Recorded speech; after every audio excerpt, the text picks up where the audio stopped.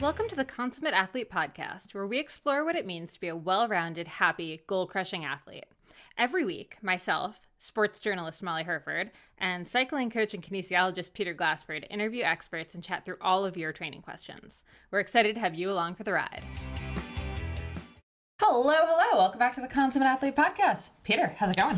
It's going well. I'm excited. We're into the race season now. We're both clients and I guess myself, and you're going to a few races here and there as well. So we're into the competitive race season.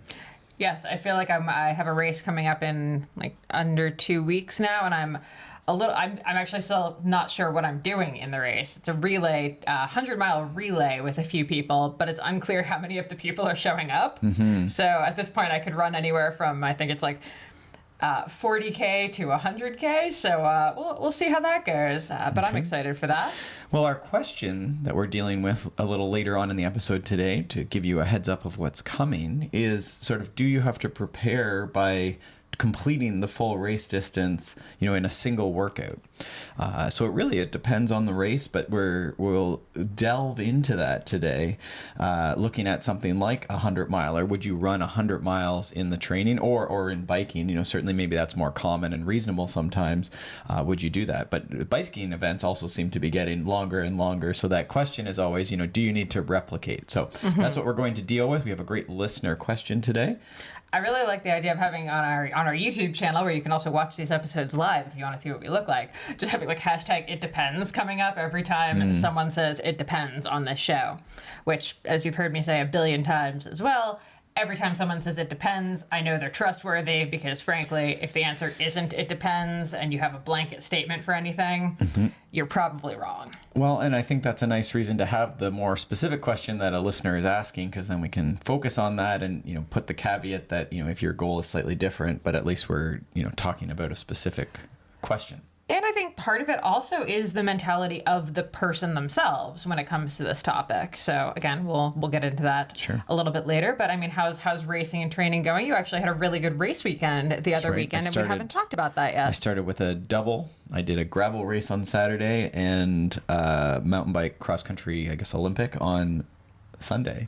Okay, so let's ask the question of why do the double, and is this something that you would recommend to... Well, we just had an episode that was out about sort of preparing for two different races, and that one, the specific question was more even spacing them out, or maybe you have, a gravel race one weekend, a mountain bike race one weekend, something like that. And that one we sort of settled on the specific question we were answering.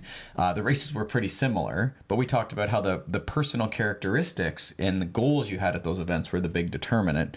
So if you're very familiar with a gravel race and a mountain bike race, and the one gravel race isn't, Unbound, where it's 200 miles, and then the mountain bike race is an hour and 15 minutes or something, those are very different.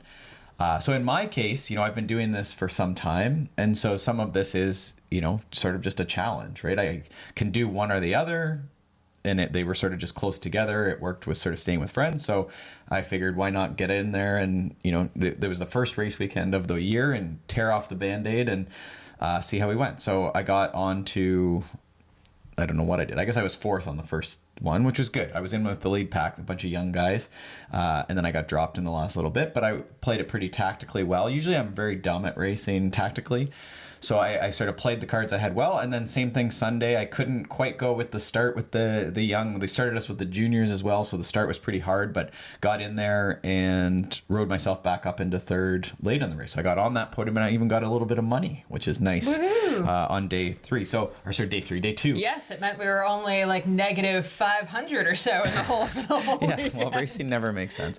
So that was great. Yeah, it was really good, and I think confidence boosting. We're going into the first Canada Cup this weekend, so I will race Masters in that category because it's a national level series. So to not have, to have that weekend of the two races, big load, lots of racing experience, two start lines, lots of pack racing, good leg speed on both of those. So then good confidence boost coming into this. Now is a Masters race versus I did an elite race, a provincial elite race for the second race. So for me, that was sort of a challenge. B, why not go and see lots of people and, connect with lots of people. And then sort of a confidence fitness boost, hopefully, into this Canada Cup that came 2 weeks after that, right? So that was the idea. We'll see how it all plays out this coming weekend. Nice. Yeah, I have not raced yet this year, but well, I guess actually I technically did that Elevate Challenge at Blue Mountain, but that was more of a training run than a race day for sure for me. Yeah. But yeah, I Good think experience, good though. experience, Start lines and lots of mud. Yeah. Actually, what I really enjoyed this weekend when you were racing, you had the gravel race in a different location than where I needed to be to do my talk with the girls at the O Cup. So I actually ran the 11 miles mostly on trail. Shout out to Eric for making me that awesome route. So mostly on trail, I ran the 11 miles to the race, but the weather was so good, I actually ended up running back as well. So I had a really good long run weekend. And honestly, this past weekend, so this was 2 weeks ago, this past weekend I had a 20 miler. And I gotta tell you, doing the back-to-back 11-mile runs with 90 minutes, maybe 2 hours in between, felt so different than the 20 miler, which I think is something we might kind of get into here as we're talking about the full race distance. Right. But I really enjoy, like, I had never done that before, really. Kind of taking that extended break between two medium runs, I guess. And you've been playing with doubles a little bit more, sort of that mindset of the double workout a little bit. Yeah, which I have found really funny. I've been trying to do a couple night runs just to get ready for running in the dark and getting used to my headlamp again, and just doing little 10K runs at night after having done 10 mile whatever during the day. Suddenly you're like, I ran 16 miles today, and it doesn't feel like it. So yeah, really, doubles are sort of shocking as far as how effective they are. Yeah, it can be a great way to do it, and certainly we encourage people to do something like a strength workout and a intensity workout, and it's hard sometimes to get over that, and you are a little tired mentally and physically going into the double, but it is nice. It does solve some of these problems of trying to increase your frequency or your density of training, the volume of training. And then also I do like it for things like where you have the two intensity workouts on the same day. So it would be something like strength training and an interval workout is on a Tuesday, and then that day is a high intensity day, and then everything else can sort of be low intensity. It does sort of solve that, which is, I don't know if anyone's seen that, the Norwegian double threshold days that have been popular over the last year or so. And that's sort of the idea there is you're loading up this day, Tuesday, say, and then the other days can be low intensity, right? But you're really adding more stress to that day. Yeah, I definitely find the doubles tricky, though. I'm going to say particularly, and this obviously will apply for men and women, but I think as a woman, it is a pain in the ass to do the doubles sometimes, because it's when do you shower? Like, when do you dry your hair? When do you get dressed, put on makeup? And I mean, obviously when you work in an actual office or something, this is even more difficult, but even just working from home, this is annoying, because it's either I shower twice during the day or I spend half the day kind of grimy. So I do think this is, like, doubles sound great and are, great from a physiological perspective, but can be a giant pain in the butt from like a cultural, societal and perspective. I would say, again, from a master's, we had our episode with Stephen Chung where we're talking about heat adaptation things. And there's a lot of these sexy, cherry on the top type last 1% things that you'll hear, and they're the sexy things to talk about. But I would say most masters do not do this. They don't have the time to do doubles, right? They're maybe do something like, as we do, an easy yoga core strength in the morning, and then maybe they do a bike workout at lunch or after work.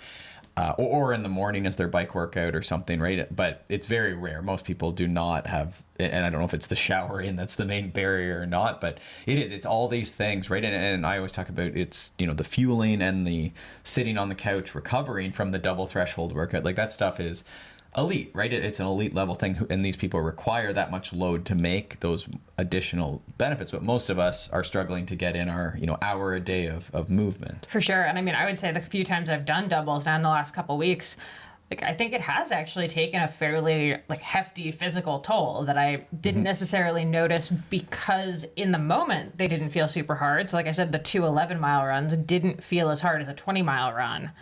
But the cumulative effect of them is still going to be the same. So yeah, shocker. I was really tired this past week. And I'm like, oh, right. I did back-to-back 11-mile runs, and I had done a night run a couple of days prior to that. Plus all of my normal training. So of course I'm down a peg. I had done all of this extra stuff, but it didn't feel quite as intense as running, a 50K or 100K or whatever. Sure. And I think we'll grab that idea because you are training to run 100 miles. So we'll grab that idea of doubles and 20 milers and put that into maybe a bit of context here. But do you want to do our ad break? Yes, let's do a quick ad break. So we are, of course, talking about longtime sponsor, longtime favorite morning beverage, talking about AG1, the ultimate nutritional Now, supplement. I have something to tell you. This morning, I pulled out we have a large blender. What is that blender? The Vitamix. Vitamix. Great blender. We don't ever use it. I used to use it, but now it was in the back of the cabinet, but I crawled in there this morning. I got it out. And It's sort of funny. I literally just did a post on Consummate Athlete that was like the 5 kitchen gadgets that we really love, and the one we never use is the Vitamix. Okay. And actually, a listener did actually email me and was like, "You should really use your Vitamix. They're fantastic." And I'm like, "I know they're fantastic." Yeah, it's just in the back of the cupboard. I moved it though, so it was like a little bit easier to access. I got it out. I thought. Anyhow, strained my back. This is 40. So I put ginger, like fresh ginger, and a bit of honey, and then the athletic greens. I actually did that separate with the frother. Put it in the bowl, and then put the ginger juice, if you will, on top. Lovely. Fantastic. Yes, and it was super great to have the Vitamix going at 6:15 in the morning. You and the neighbors love the engine of the airplane taking off, grinding rocks. Yeah, really, really great. Fantastic. So this was an ad for Vitamix, apparently, Yeah. but or not. But we're really like this athletic green. So it's something that you can add to a morning smoothie, or you can just simply froth it up, mix it up with a spoon, or in your bike water bottle if you're on the go. It really mixes quite nicely. Tastes great. If you ever had other greens powders, it probably didn't. This one is quite tolerable. I love it, honestly. Some say it's more than tolerable. I think it's delicious. Okay. And it has all of your stuff, your vitamins, your minerals, your adaptogens, your greens, basically probiotics, prebiotics, all the good stuff, none of the bad stuff. It is NSF certified for sport, so it's actually been third-party tested to make sure that it contains what it says it does and nothing extra, which is, as you know, very important to us when we're talking about any supplements. Yeah, no one needs a doping violation. Exactly. And I'm very excited. I have a trip coming up. I don't actually I haven't flown that much. I was actually just realizing I haven't flown in a year. So I bet you're going to take some of these travel I'm packs. going to take the travel You're going to packs. wear some skinny jeans and put them in that back pocket? I am not going to wear skinny. Okay. What kind of monster wears skinny jeans on a plane? Probably some people do. Some people wear leather pants sometimes too, so kudos. Yeah, kudos to them, I guess. But leather pants, I don't think they have pockets. So. I will be in my big cargo pants here. But anyway, if you want to get the 5 free travel packs plus a year, and you can put them in whatever type of pocket you have. any type of pocket. We're you not have. judging. No. Now, you probably shouldn't keep it in your pocket very long because that's probably not great from a temperature standpoint. But you could put it in your back pocket of your skinny jeans. Yeah, I don't really know how that's going to go at TSA, when you have to go through the machine. Sir, we're going to need to pat you. What is this in your back pocket? What are all these vitamins and minerals you're hiding in your back pocket? This is 75 key nutritional. Anyway, to get your 5 free travel packs and your year of immune supporting of vitamin D, plus, of course, your actual subscription to AG1, which comes in these lovely packets delivered straight to your door, super convenient. You can pause your subscription at any time, which is fantastic. Head to drinkag1.com/MollyH to get your 5 free travel packs. Again, drinkag1.com/MollyH. And let us know what you think it tastes like, because this is still a hot debate for us. I think it tastes like green powder, but away you go. I think it tastes like papaya, having never tasted papaya in my entire life.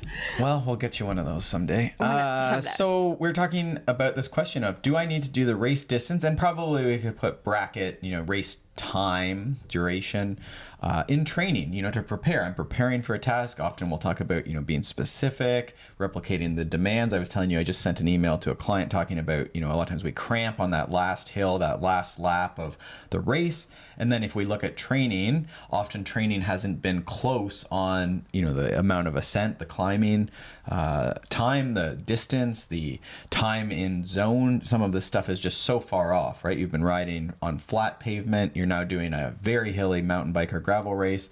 And for sure, in hour 3, you've depleted yourself and your muscles don't contract anymore. So you have trouble. You bonk, you blow up, you cramp, you get really sad, whatever, you run out of energy. So this is sort of the back and forth that you'll see where you do need to prepare for the race, but does that always mean that you need to run 100 miles in a single run before you do a 100-mile race? Or, do you have to ride 200 miles before you do an unbound gravel race? So it's tough. And I think this question often gets asked more for those ultra races. Yeah. Also for your marathon type stuff running, I think this is relevant, right? Do you run a full marathon in your running training before you go and do your Boston Marathon? Right. And so this is where actually the mindset part that I alluded to earlier comes in, from like specifically marathon training. This is actually a really common marathon training question. And it really does depend on the person, because for some people doing 26 miles, whether it's, you know, in a day, they do like a couple runs, or they even, you know, they run 20 and walk 6, or like walk 6, run, whatever. For some people, that's actually like just this mental boost that they really need in order to be comfortable on the start line. Yep. But for other people, running the whole thing actually would be detrimental to their race, because now they've actually like ticked the box of like, I did 26 miles. Sure. I'm good. And it suddenly kind of takes the intensity of like the race day out, and you actually don't have the same like oomph during the race to hit that 26.2 miles. Yep. Because you've already done it. It's not as sexy That's anymore. interesting. I hadn't really thought, you know, but maybe that is true. And then you'd maybe say, okay, well, at home I ran 26.2 miles, and I did it in 3 hours and 30 minutes in training. But then on race day, you know, it's hot. Maybe it's a little hillier, or there's some variable. The day is just a different day. And maybe you're not on track for even 3:30. Maybe you're going to run a 3:32, you know, and then do you quit? You know, because you can see your pace on your fancy watch, and you're gonna miss it, right? You're not, and maybe you thought you could knock half an hour, you're gonna run sub 3, but you're like, I'm barely gonna beat my training. So I could see that mental thing being a factor. I hadn't even really thought towards that. In any case, do we want to read the specific question? I'm not actually sure where the specific question is in our note. Oh, okay. Maybe we have to. I couldn't really find it. Okay. We didn't prepare. Okay. So the question in general is that this race coming up is going to have a ton of elevation and a ton of distance. So should they do it? So this is more like talking towards an Unbound, like a 200-mile race, or say like a 100K running race, something that's not typical in a day, and where you'd pretty much need to have aid stations or someone supporting you along the way. It's going to be really hard for you to do this effort by yourself. Yeah, and I would say there's probably, so I do a lot of, you know, say cyclocross to cross-country Olympic. So obviously that stuff, like that's a 90-minute ride. The distance is somewhere between, you know, 15 and I don't know what would be the longest, maybe like a 40 or 50K if it was really fast, maybe. So of course we're going to ride longer than that in both time and distance. This would be same for 5K runners, 10K runners. So I think there's probably something around that typical marathon time where it's, you know, 2 to 3 hours, where we start getting, you know, whether this is running or biking. I think this is a bit of me guessing at this a little bit, but, you know, around that 2-3 hours, there's probably a little bit of a question for a lot of people whether we need to do the distance or duration, however we're measuring this thing. Not everything is measured in distance, right? Cross-country mountain biking is usually measured more in time. We'd maybe look more at the climbing as well, how much ascent there is, which I think is important. A lot of times people don't pay attention to the climbing, and I would say that's probably a more important thing to pay attention to versus distance.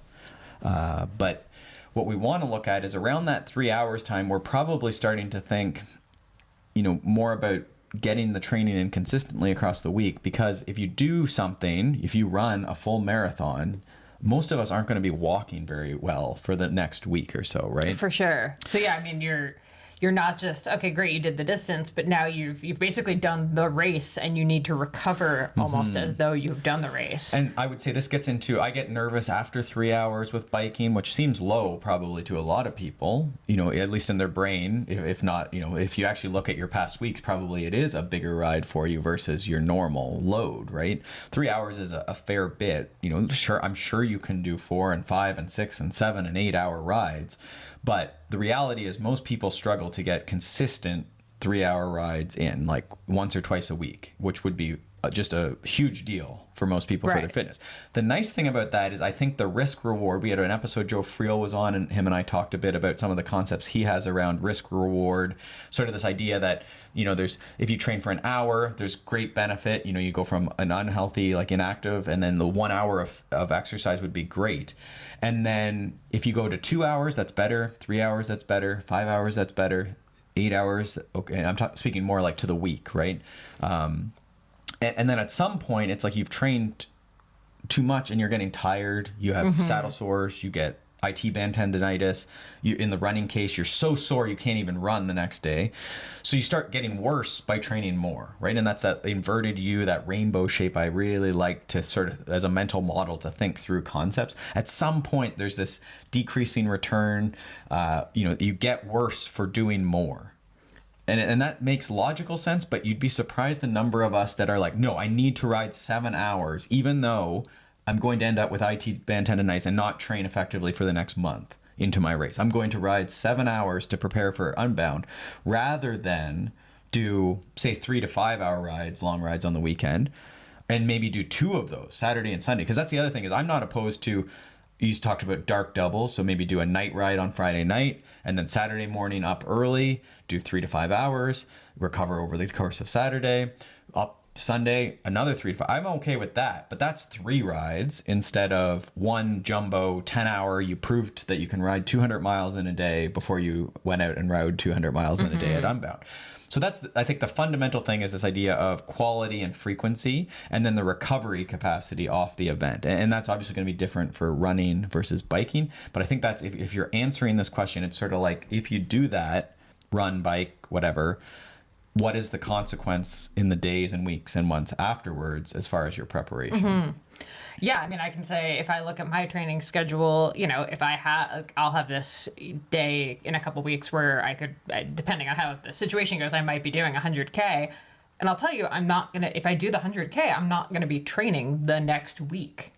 Like, that's going to be pretty much off, maybe a couple of easy runs. It's going to actually be a trade-off in my training. I think that's like the funny thing that we don't always like realize or think about, is doing these big efforts, these really long days, often tend to lead to less training overall. Like I would say the month I did my 100-miler is the lowest volume month I have done in years. Right. You mean you didn't like get really fit after the race and just start running 200-mile weeks or something? Yeah. Interesting. So I think that's the central idea. Now, is there rules of thumb there? I think, we used to talk about your long ride for mountain biking, again, short mountain biking, not 100-mile mountain biking, was maybe like 1.5 times longer, right? So something like that, right? Where we'd maybe say, okay, the mountain bike race used to be 2 hours, so maybe you're riding like a 3 hour is a good target for your long ride. So sometimes that's like a metric I see. I see in a book like this book, this is The Uphill Athlete. This is great. Steve House, Scott Johnson, Killian Jornet, some big names there.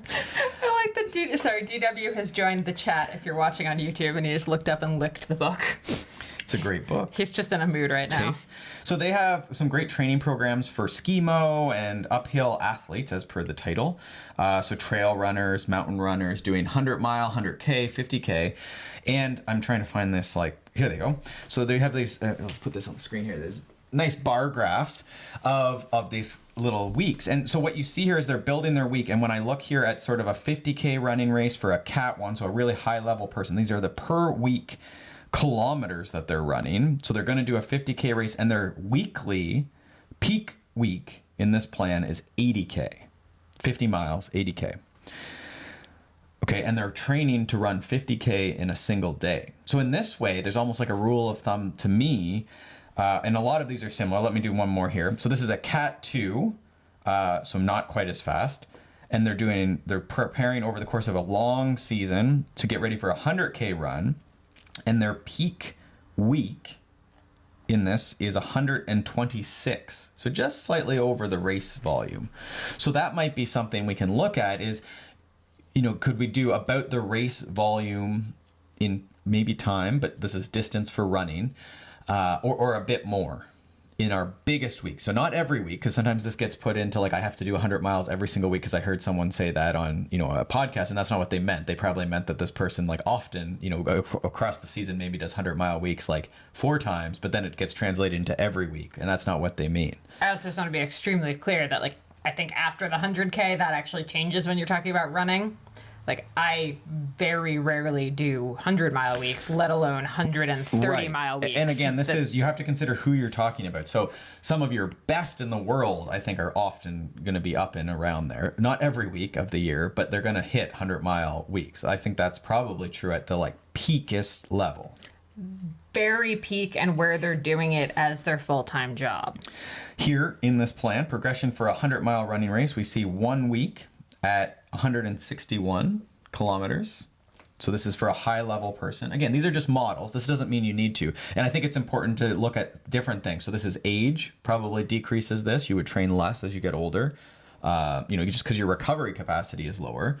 And then the other thing we're going to say is the speed, right? We did a minimalist Ironman training program, I think by Matt Fitzgerald. It was a great plan, but it was sort of interesting because it was minimal, assuming you could move pretty quickly, because a lot of the things are by distance. So, a 10K run is fast if you can roll 10Ks at, 4.5 minute Ks or something, right? You're done in, there's a 45-minute workout. But there are people who do Ironman where their easy pace for a 10K run could be, I don't know what it would be, like that could be like an hour 10. By the time you warm up, it could be an hour and a half workout. So then the volume for the week actually starts getting quite excessive, just, if you're going by distance in this way, right? Which is what these run plans, a lot of run plans are based on distance, right? Well, it depends, actually. Like, I think a lot of newer training plans in general, I think for newer athletes should be more time-based than distance-based. And then that's actually what worked with my coach, David Roche, and I. Like, when I first started, we really did just do time. Okay. For the first, I think, year, just as smart. He was, seeing what my sort of averages were. And then I think based on that a little bit, it changed to, okay, here's the distance now. Mm-hmm. So now I train on distance, but that's not how I started. Right. And I think that's probably a really good rule of thumb, especially when we're talking about getting ready for these massive races. Because, a 200-mile Unbound can take someone...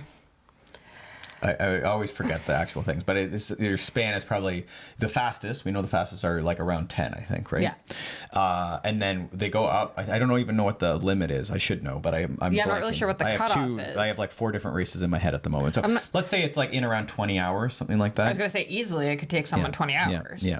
So, and I know 14, I think that's the Beat the Sun is, I think around 14. Does that make sense? Sort of like 6 a.m. start to like a 8 p.m. or something, which is a lot of people's goal, right? But that's still not probably, I don't even know if that's the majority of the people in the race would be ahead of that. Yeah. Yeah. So it's a big day on the bike.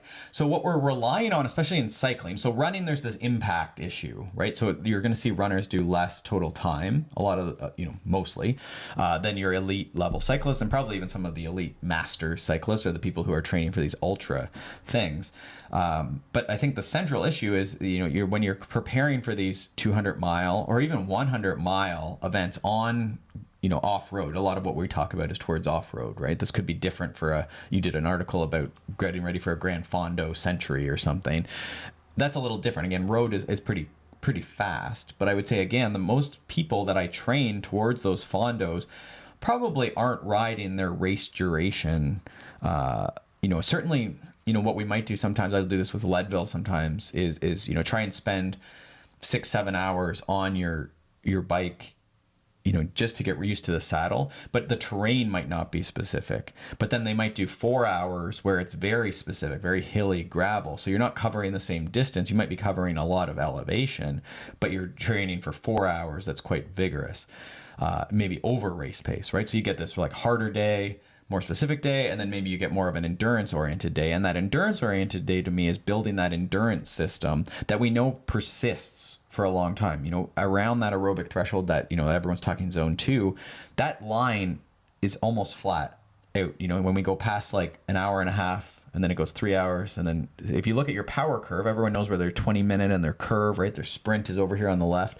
And then it goes out to like 3 hours, 9 hours, 12 hours. That line is very flat, right? Until we die, right? Like the line, the wattage output keeps going. It doesn't a lot of fade. And that's why people can do things like Race Across America, right? They just keep moving at that, zone 1 pace or whatever you want to call it, right? They can persist because it's run on fat. The body can keep pushing that until there's a mechanical issue, a gut issue, a motivational issue. You fall asleep and, roll into the ditch and you have to go to sleep, right?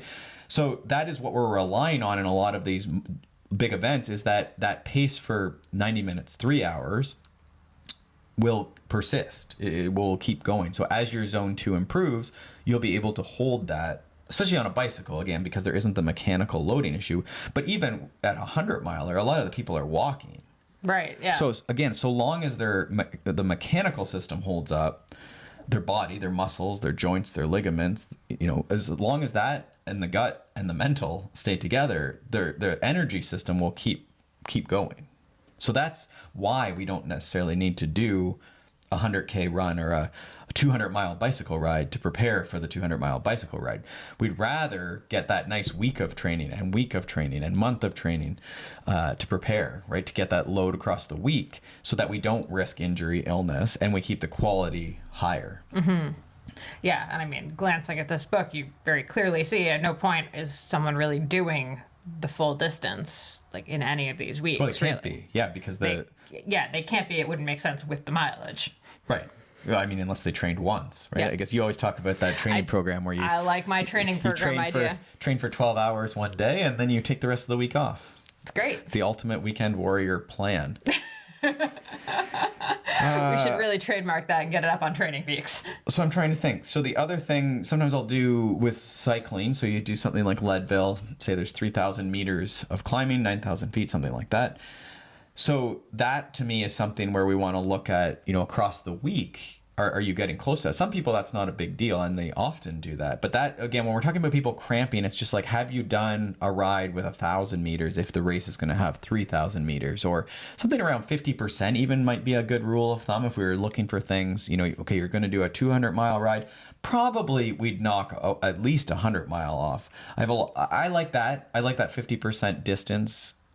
Some clients will push, and I always put this in plans. Like if you feel like you need to do 200K before the 200 miles, okay.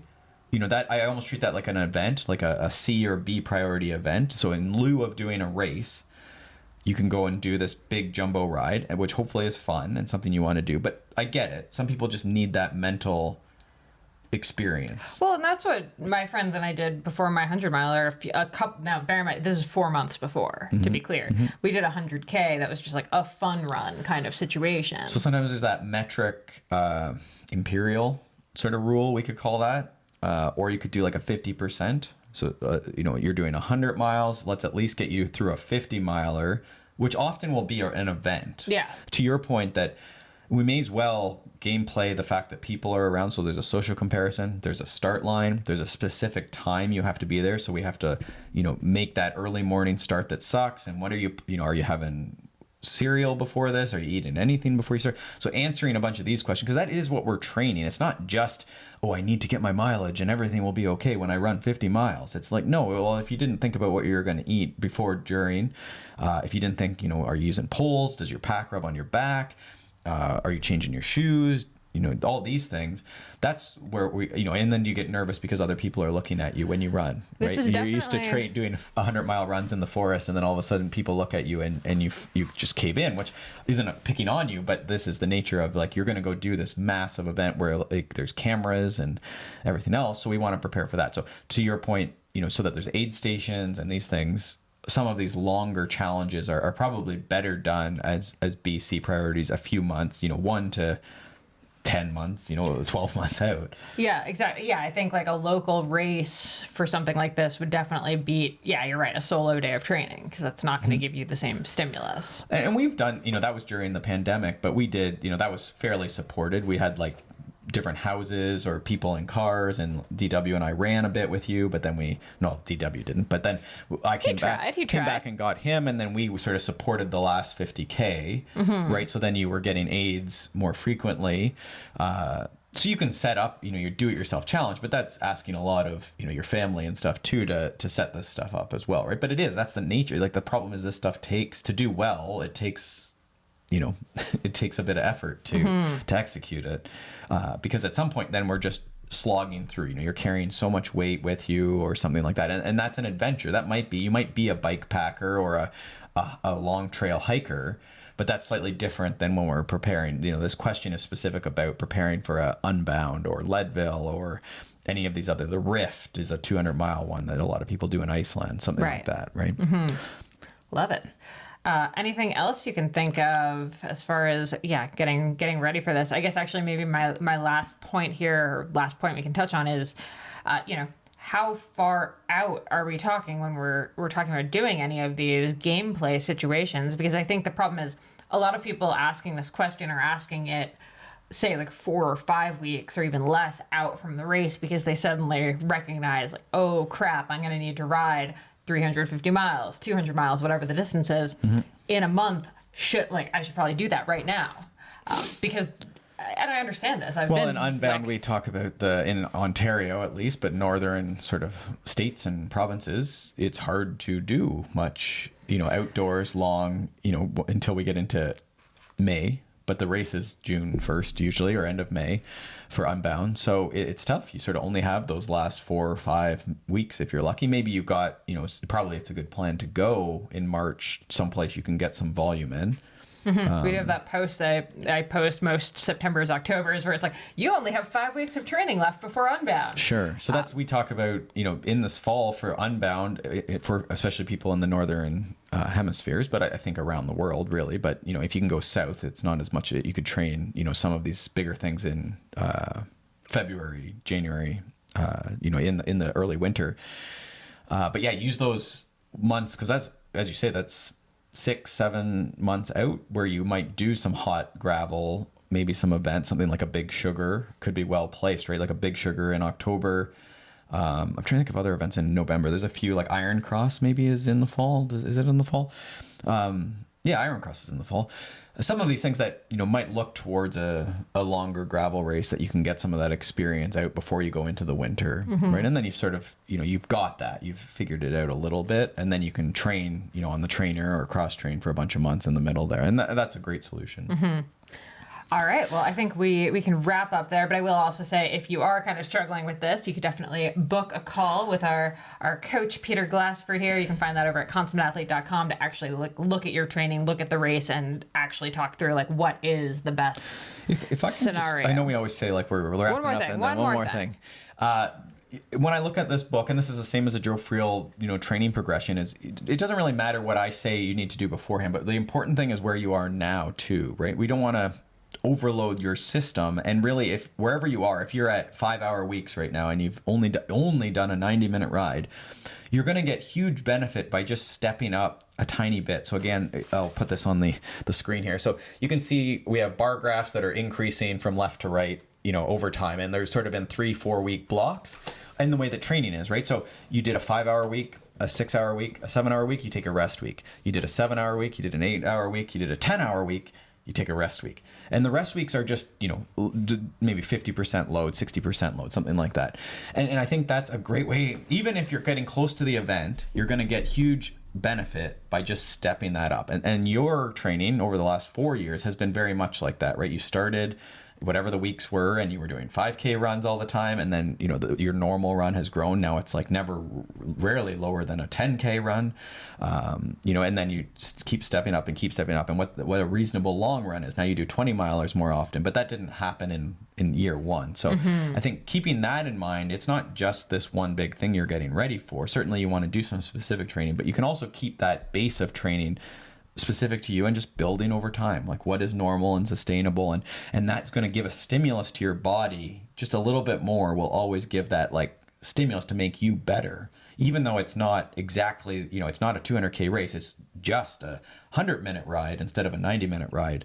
That's going to be a load that makes you stronger, right? And it's sustainable. It's not like a fire hose that's just like drowning out all the adaptations. Yeah. But like we said in the beginning of this episode, and I think I alluded to in the last episode, you do need to be really careful as you're like even gradually. I think actually the gradual ones are the most dangerous. When you are stepping it up and you are increasing your volume, that does mean you need to increase your your fueling. It means you need to increase your recovery time sometimes. Like that means, like you need more sleep. Sorry. Which is great. And I think that's, overwhelming because it's this big complex thing. It's not as simple as just saying TSS or distance or hours or vert in the week. You don't just keep going like up and up and up, and everything will be okay as long as the distance gets to 200 miles in a day. It's just this thing. I'm going to fit it in before breakfast. There's all these ways you can get better and more solid on your, again, nutrition is a huge one. Just sleeping, it's so cliche, but it's like such a great way to let your body adapt and just be resilient and arrive on the start line not sick and not injured, and like aware of your surroundings. So there's lots of ways you can go about this, but you want to be sure that, like you say, you're stepping up the demands, and that's how the body adapts. Is it just accepts that, okay, well, I guess 10Ks are the normal after I've been adapting to this over months and years. And that's really the great thing, the cool thing about training is like what's normal can keep growing over time. Yeah. But you want to start at where you are. Yeah. Okay, we will wrap up here. If you have any questions for us, definitely head over to consummateathlete.com. We have contact forms on there, or shoot us a DM on Instagram at consummateathlete. You can find us on Facebook, on YouTube, all of the places. And if you like this podcast, do us a huge favor. Just hit subscribe, rate, review. It's super, super helpful. We super appreciate it. And as always, thank you for tuning in, and we will see you next week. Thanks so much for tuning in to the Consummate Athlete podcast. If you want to hear more training, racing, and endurance sport advice, make sure you subscribe to the podcast and leave us a rating and review. You can also subscribe to our newsletter at consummateathlete.com for a weekly dose of inspiration and advice straight to your inbox.